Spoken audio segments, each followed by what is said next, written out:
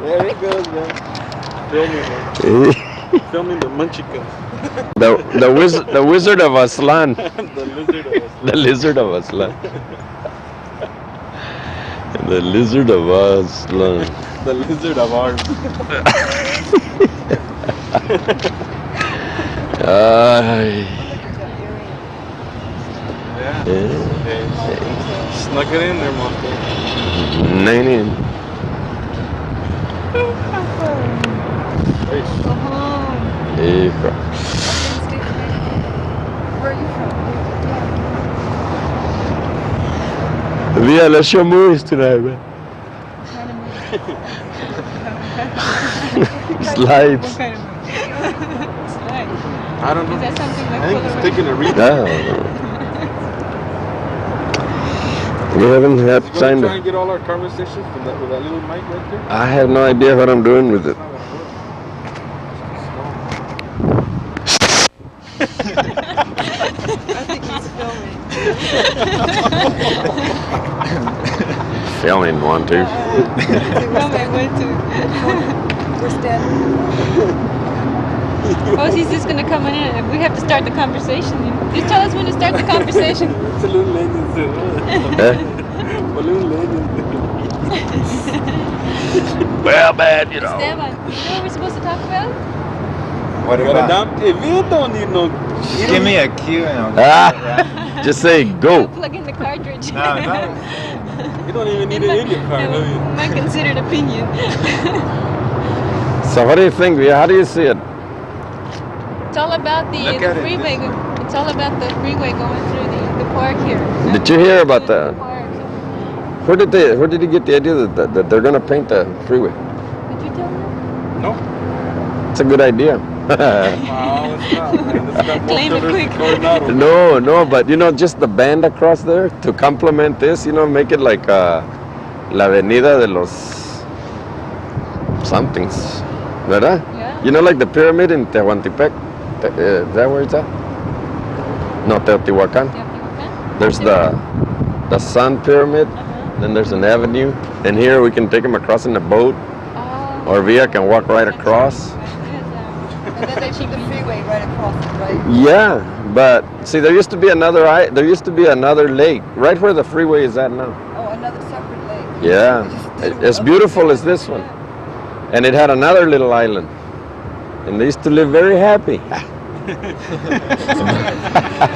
The two lakes side by side, the islands waving to one another. No, it's, Oh no, no, we're not protesting. We're just taking it back. We're just gonna take it back. And how do you propose to take it back? Well, with our magic, The artwork? yeah, just transform it, make it livable, make it humanize it. see, over in San Diego, what happened over there at the Coronado Bay Bridge that goes across there and landed right into the Logan Heights area, there's another area that's... Yeah, it's, well, you know, whenever they run freeways in any town, anywhere, they usually do it through low-income, minority kinds of places, all right? The reason being, first of all, that there's poor political clout, so they can do it, right, without no political pressure from a community that's poor, that's, you know, that's a barrio, all right? Because we don't have political clout.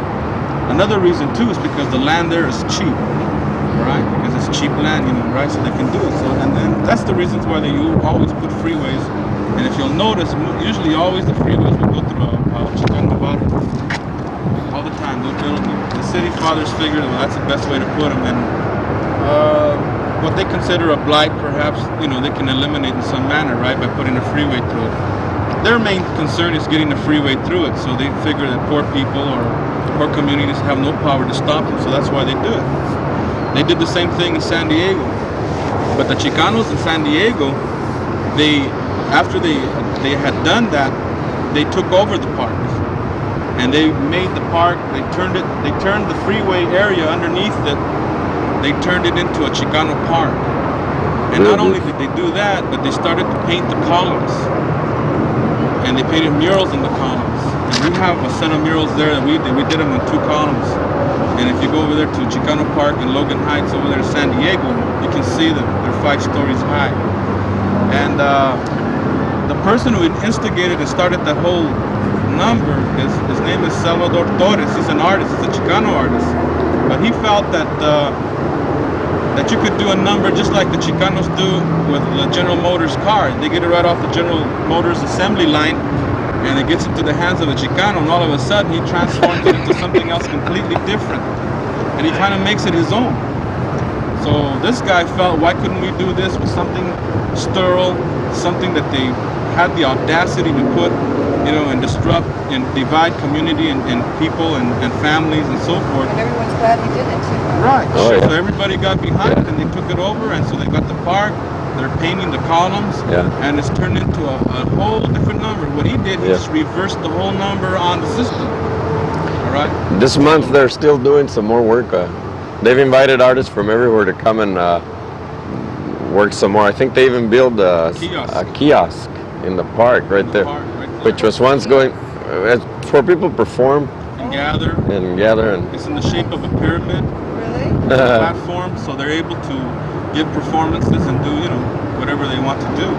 So eventually, like ourselves, this park, we want to do the same thing. One of these days we hope to put a pyramid on that island. Oh, that'd be terrific. Yeah, we like to do that and then give performances. Real on that colorful, island. man. People just around the island. Con luces. Talking to the Chicano Royal Air Force. Royal Chicano Air Force. Royal Chicano Air Force. Right. Chicano Air Some of the Force. top echelon people. Hey, the Echelingones. Maybe Chilling. Yeah, my name's Ricardo Favela, and I'm the director of the house where the RCAF lives. Safe enough. Takes care of the hangar. The hangar. Gloria Flores, one of the underlings. One of the impudent young pilots. Now, Jose Montoya. Eh, that's Montoya. That's Montoya. Yeah. Yeah, my name is Esteban Villa. Teach art here at the Mural. He's our spiritual daddy. Sometimes. Yeah, it's situated in South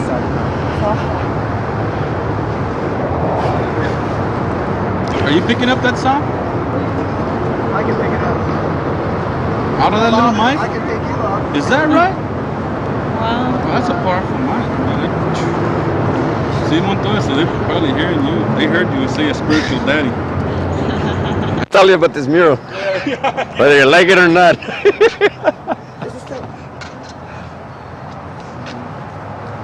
Jose, is this the one that you did? Yeah. I really like it. Yeah, I had the. You want me to start talking? Yeah. Okay. This is too much. Well, what we have here. No, this is a long story because we wanted this ugly green building to be something, more appealing to look at. So we Which went has been here since 30 1934. in the 30s, yeah, the WPA projects. So we went to Parks and Recreations and we asked them, that we would like to decorate it so that we could use it as a backdrop for the festivales that we have here, a lot of the fiestas and mercados and rallies and so on. So they said, yeah, okay, we'll provide the paint. You guys paint it and let's sign a contract, and they just provided the paints. But we told them that the only way that we would do it was that they prepared the walls real good, and they said they had. Well, we started painting the mural that we contracted with them, and then in about 3 months it began to peel, to blister. Oh. So we called them and we told them, about it, and they said, no, that's impossible. And we told them, well, we're not going to paint until, something's done about it. Mm-hmm. And they said, yeah, well, it's you're imagining things. So we called the mayor and we told him, look, we called Parks and Recreations. All this just for the to get the finishing right. Oh dear. And so the mayor said, okay, I'll give him a call. And he called him, and still they didn't move on it. How But long did this project take then? it took over a year. But Really? this mural was painted in a month. I see. The old mural All the that was, paperwork. no. We started the other mural, but it began to blister. So we stopped painting, but it was almost complete. So they had to come and redo the whole thing. that means removing the other mural that was here. Okay, so this time they did it right, but they told us that we had to do it in 30 days. So 4 of us, well, we all got together in the centro and talked about, how are we going to take it. So we assigned 4 of the painters a panel and the rest of the people to help us, So my job here, I took it upon myself to cover 3 epochs that are very significant. The Mexican Revolution, which is what brought a lot of us to this country, right? Mm-hmm. And then the era of the Pachuco in the 40s. Yes. Because the Pachuco riots that happened at that time are very important to us too, because they were something that were conspired, they were fabricated. And so I wanted to put that in a historical perspective and then bring it right up to the present with the lowriders and the similarities that's happening to them as the things that happened to the Pachuco. So I took the present, the 40s, and the Mexican Revolution in this one panel. And in the middle there you have a magazine. Yeah, I used a collage approach in some areas. It's experimental, and I put a sealer on it, and it's holding out real good. I'm really surprised. I didn't expect it to last, and as it weathers, it becomes even more an aesthetic part of the mural. So I'm not concerned. A lot of people say, well, it's going to fade eventually. That's all right. It'll even add to it. Those are the pilots from the Royal Air Force. Those are the pilots from the Royal Chicano Air Force going on a mission somewhere. There they go. Or thinking about their next plan. Yeah, going to Idaho this month to do a presentation over there. So anyway, that's the story of that one. Okay, Villa, you're on.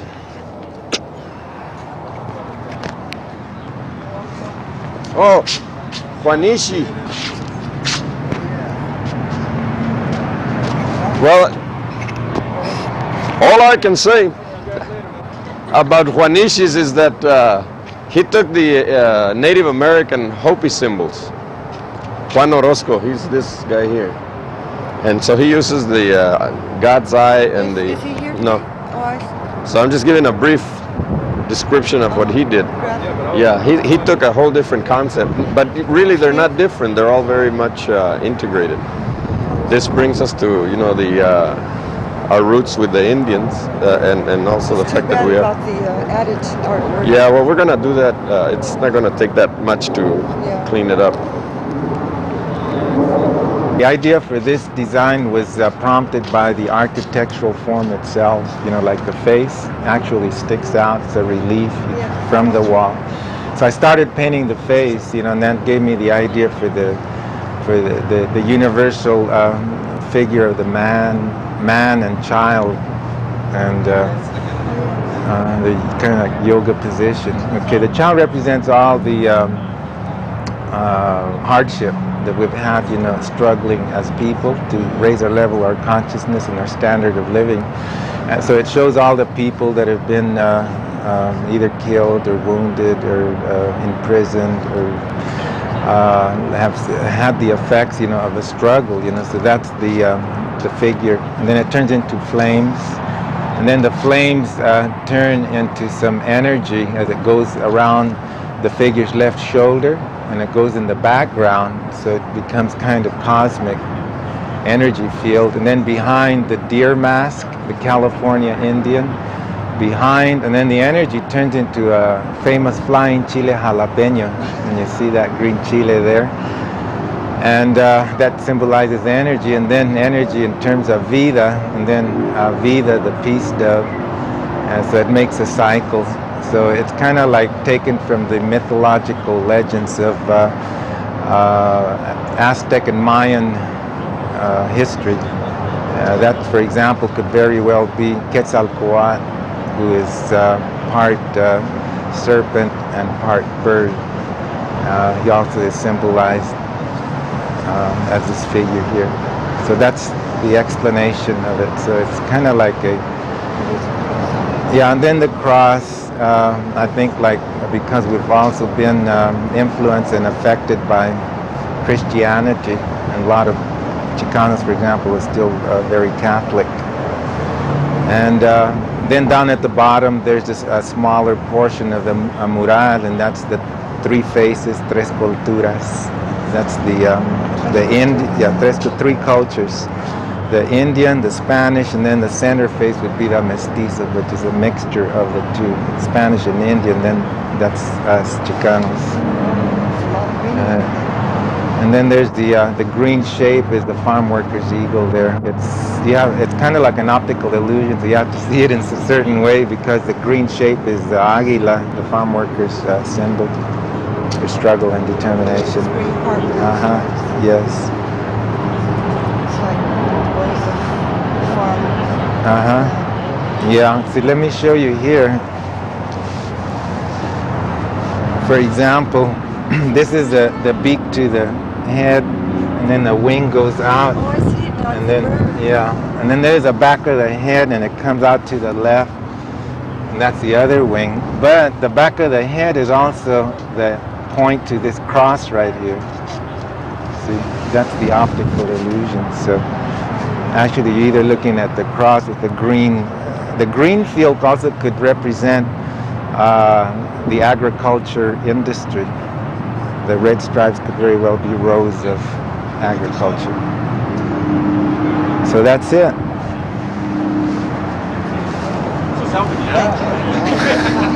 You're welcome. Hi there. These others were painted by two different artists. This one was painted by Stan Padilla, the monarch butterfly. Yeah, and he's an artist from Sacramento, but he's now living in Auburn. And he's very much a part of the Centro and the RCAF. And then the mural next to Stan Padilla is Juan Cervantes. Juan Cervantes is also a local artist. And he did this from, pardon? Excuse me, who is that man with the bird or coming out of his, from behind him? Oh, yeah, well... Is he a special person? Yeah, that's probably like one of the Indian deities, Cuauhtémoc. Cuauhtémoc. And then the other figure represents maybe like the farm workers and their struggle. And then I am also working on the pyramid, and I'm taking on that wall. And then on the two sides, there's more paintings that were done by Sam Rios, and the woman figures were painted by Lorraine Garcia.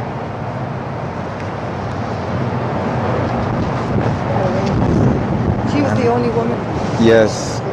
Well, there were other women artists that helped. Like Lorraine has two sisters that are artists also, and they helped her paint. So there was more than one woman, but essentially like one person is responsible for the panel, the design and the layout and the execution of it. Hey, I'm going to head on back to the corral. You got it all? This is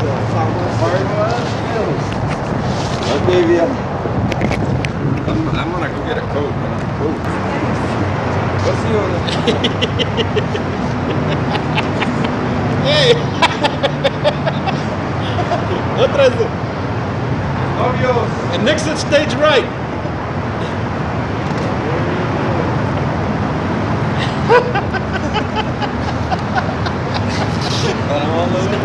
You gotta keep. Oh, he's still. He came back.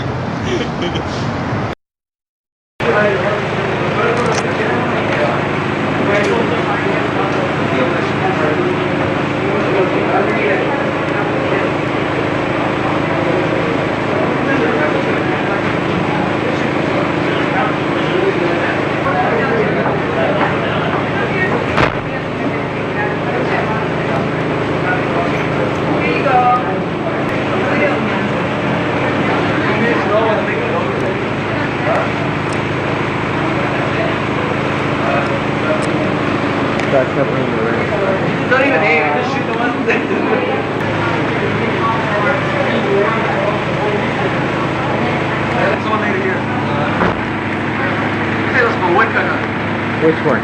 the Favela. probably was at first. In 6th grade. Don't switch to me. We talked about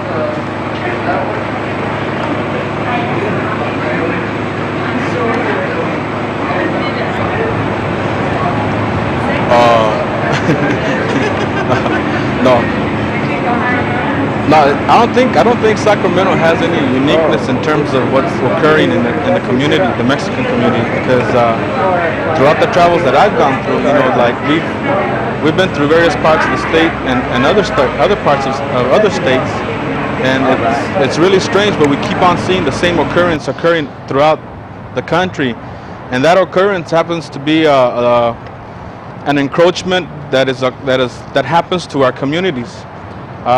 What happens is that city government, state governments, and even the federal government deem it necessary to put freeways, highways, and right-of-ways, throughout the state. So consequently, they have to figure out where they have to do those things. And almost invariably, it always happens to fall on Chicano communities such as ourselves. Here in Sacramento, we have a situation where, like I mentioned before, it's not really unique. It's a situation that's as much similar to anything else around the state as it is here. What has happened here is that we're having a problem of encroachment by the state government. The state of California, of course, you recognize that they do have a capital, and it's here in Sacramento. And one of the things that we constantly are fighting is encroachment by the state. We have a community here that used to be connected to another barrio.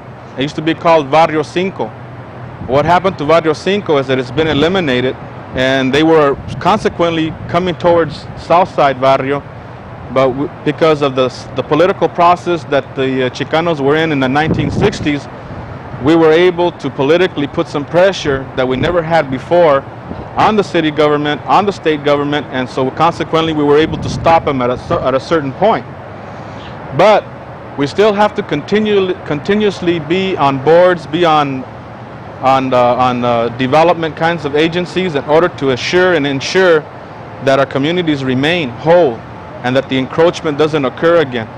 So consequently, that's what we're doing, and the reason why we do the murals that we're doing here is precisely for that reason. It's a statement, more or less, saying this is our land, this is where we're at, and it's a placa. A mural is merely a refined form of placa, and placa happens to be a person's personal signing of whatever it is that he wants to show or wants to ensure people that is his. So the battle continues, and it always will be. So it's something that's going to continue. I don't foresee anything coming along where it's going to help us in any great manner, to really rid us of these kinds of developers, land speculators, and so forth that are in our community. Luckily, we've been able to, like I say, get into political processes where we're stopping that kind of a situation. But I don't know how long we'll be able to hold the line.